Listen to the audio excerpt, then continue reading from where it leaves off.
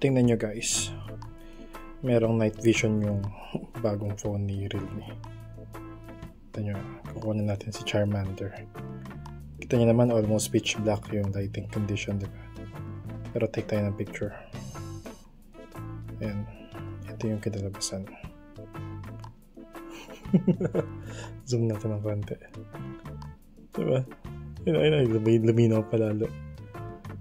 Grabe.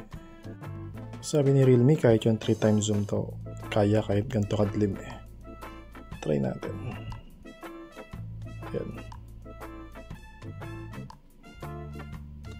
Ayun, luminaw. Galing.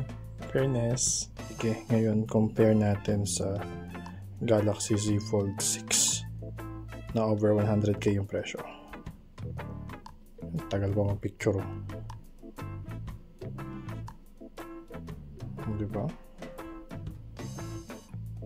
Ayun, no? Hindi na nagkakalayo. Sa mga ayaw maniwala, ayun, no? Hawak ko sila parehas.